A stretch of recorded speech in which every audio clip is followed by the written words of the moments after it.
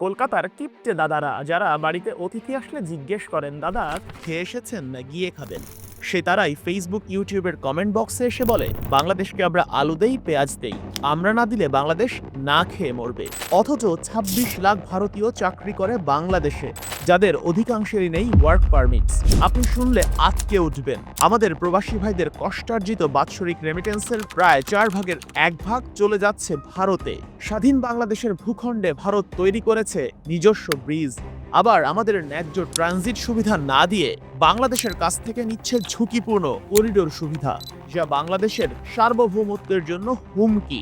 আমার দেশের ওপর দিয়ে গাড়ি কিংবা ট্রেন চালিয়ে পশ্চিমবঙ্গের মালামাল যাচ্ছে ভারতের 7 সিস্টারে। অথচ যারা আমাদের কাছ থেকে এত সুবিধা নিচ্ছে, সেই দেশেরই মিডিয়া আমাদের বন্দর নগরী চট্টগ্রাম দখল করে নিতে চায়। চট্টগ্রাম যদি ভারতের অংশ হয়ে যায়, তাহলে এই যে ডিস্টেন্স, সেই ডিস্টেন্সটা একদম মিটে যাবে। আজকের ভিডিওতে আমি পই পই করে হিসেব দেব বাংলাদেশের কাছ থেকে কত শত সুবিধা নিচ্ছে ভারত এবং তার বিনিময়ে আমাদের কি দিচ্ছে, সেটা পানির মতো পরিষ্কার করে দেব আপনাদের কাছে। সাথে আছি শেখ আশিক। বাংলাদেশ পরিসংখ্যান ব্যুরো BBS এর সর্বশেষ তথ্য অনুযায়ী আমাদের দেশে শিক্ষিত বেকার আছে 26,40,000। অথচ সেই 26,40,000 শিক্ষিত বেকারের দেশে 26 লাখ ভারতীয় নাগরিক চাকরি করে উচ্চ বেতনে, যাদের বেতন হয় ডলারে। দিনে দিনে যখন বাংলাদেশের রিজার্ভ কমছে, প্রতিনিয়ত বৃদ্ধি পাচ্ছে ডলারের দাম। এই বর্তমান পরিস্থিতি তৈরি হওয়ারও বেশ আগে 2022 সালের 7 জুন দ্য ডেইলি ইন্ডাস্ট্রি পত্রিকায় প্রকাশ হয় আটকে ওঠার মতো খবর। Bangladesh become 4th largest remittance sources for India. চিন্তা করা যায় যে দেশটা বছরে প্রায় 100 বিলিয়নের ওপর রেমিটেন্স উপার্জন করে, তাদের সবচেয়ে বেশি রেমিটেন্স যেসব দেশ থেকে আয় হয় তার মধ্যে 4 নম্বরে রয়েছে বাংলাদেশ। আমাদের প্রবাসী রেমিটেন্স যোদ্ধারা পরিবার ছেড়ে সারা বছর বিদেশের মাটিতে পড়ে থেকে হাড় ভাঙা পরিশ্রম করে যে ডলার পাঠায় বাংলাদেশে, প্রতি বছর তার প্রায় 25% নিয়ে যাচ্ছে ভারত।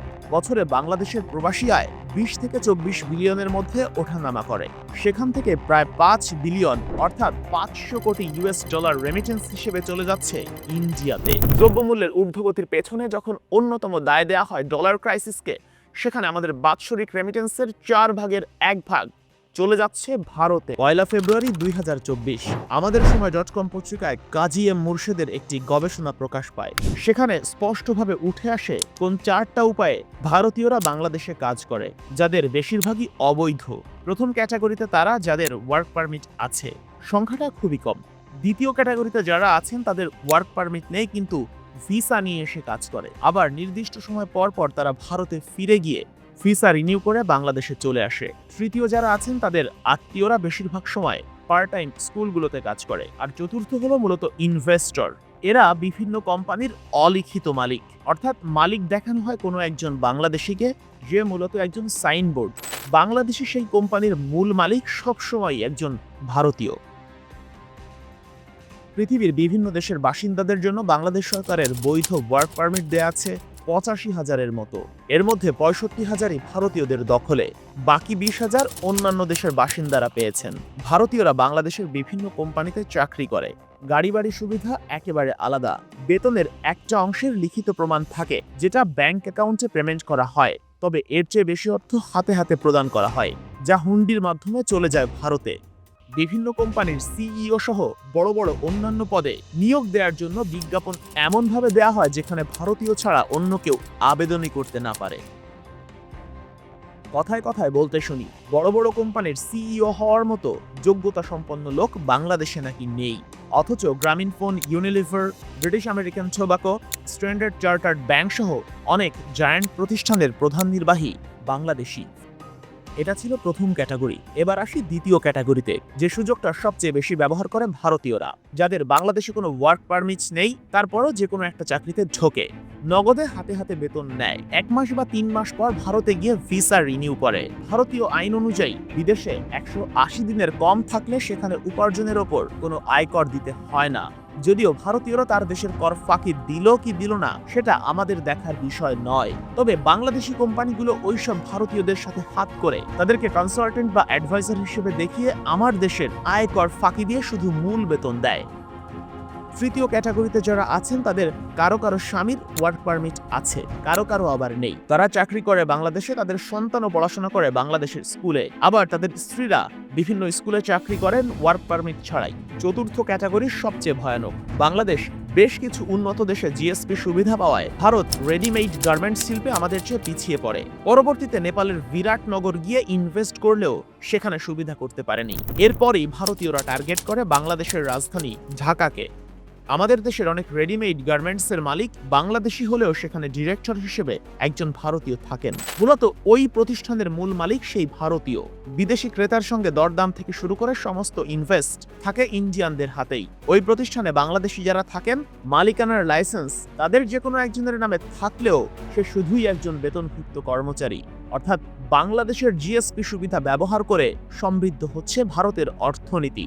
এই একই উপায়ে বাংলাদেশে অনেক রেস্টুরেন্ট আর কাপড়ের দোকানের মূল মালিকও ভারতীয়রাই। আমাদের স্বাধীনতারও আগে থেকে বাংলাদেশের অভ্যন্তরীণ রাজনীতি নিয়ন্ত্রণের চেষ্টা করে এসেছে ভারত, এখনো করছে। এর পেছনে মূলত কারণ রয়েছে তিনটা। প্রথমত, ভারতের বৈশ্বিক শক্তিতে পরিণত হওয়ার খায়েশ আগে থেকেই আছে, ঠিক এজন্যই প্রতিবেশীকে ঘুড়ি বানিয়ে নাটাইটা নিজের হাতে রাখতে চায়। দ্বিতীয়ত, তাদের রয়েছে সরাসরি অর্থনৈতিক স্বার্থ। সোজা বাংলায় রেমিটেন্স ও বাণিজ্য সুবিধার জন্য বাংলাদেশকে ব্যবহার করে বিপুল অর্থ আয় করছে ইন্ডিয়া। আর তৃতীয়টা, বিশ্ব রাজনীতির মারপ্যাচ। বাংলাদেশ সহ এই অঞ্চলে যুক্তরাষ্ট্রের প্রভাব সীমিত রাখতে চায় ভারত। সেজন্যই আমেরিকাপন্থী কাউকেই বাংলাদেশের সরকারের চেয়ারে দেখতে চায় না ইন্ডিয়া। আর ঠিক এজন্যই বাংলাদেশের যে সরকার সর্বোচ্চ ভারতপন্থী হতে পেরেছে, ভারতও তাদেরই ক্ষমতায় রাখতে সর্বোচ্চ চেষ্টা করেছে। ভারতীয় পত্রিকা দ্য হিন্দুর 2021 সালের নভেম্বরের একটা হেডলাইন দেখেন। 2009 সালে বিডিআর বিদ্রোহের পর শেখ হাসিনাকে যে কোনো সাপোর্ট দিতে প্রস্তুত ছিল ভারত, আর এখনও শেখ হাসিনাকে নিজেদের দেশে আশ্রয় দিয়ে আবারও ক্ষমতার মসনদে পাঠানোর পায়তারা করছে তারা।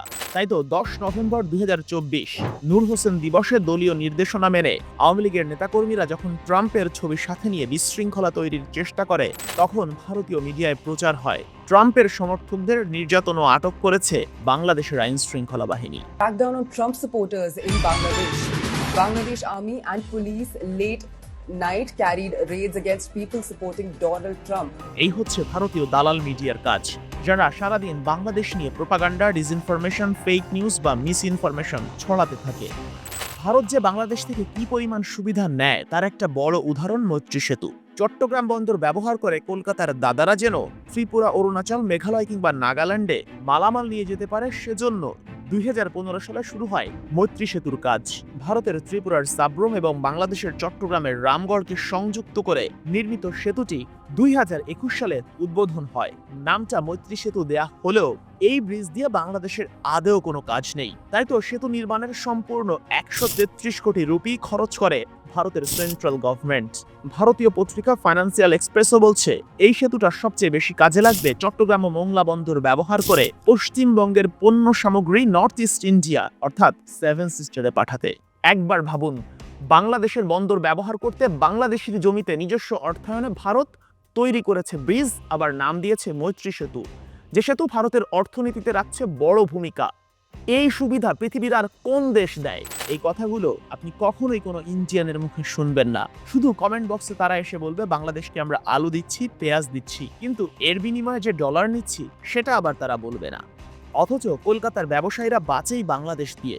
বাংলাদেশিরা ভারত যাওয়া বন্ধ করে দিলে তাদের কান্নাকাটি শুরু হয়ে যায়। অতি সীমিত লোক, আমাদের ব্যবসার খুব সমস্যা হচ্ছে। আমাদের এই বিজনেস বাংলাদেশের প্যাসেঞ্জারের উপরেই আমাদের বিজনেস নির্ভর করে। যেহেতু এখন একদম বাংলাদেশ থেকে লোকজন আসছেন না, তো আমাদের বিজনেস একেবারে তলানিতে গিয়ে ঠেকেছে। বাংলাদেশ থেকে নেয়া ভারতের সুবিধার গল্প এখনো শেষ হয়নি।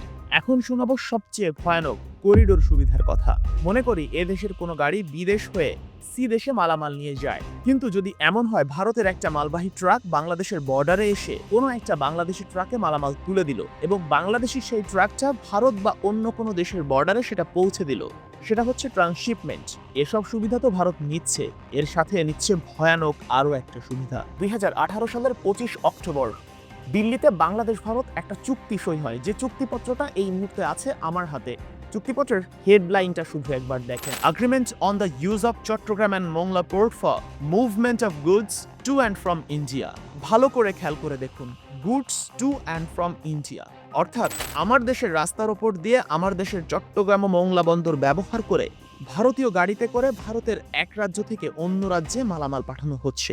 একেবারে সহজ বাংলায় আমি যদি বলি, আপনার প্রতিবেশীর এমন একটা জমি আছে যেটাতে যেতে হলে তাকে পাহাড়, বন্দর, সমুদ্র পেরিয়ে যেতে হবে, কিন্তু সে যদি ওই পথে না গিয়ে প্রতিদিন আপনার উঠোনের উপর দিয়ে যায়, তখন তার অর্থ এবং সময় দুটোই বেঁচে যাবে।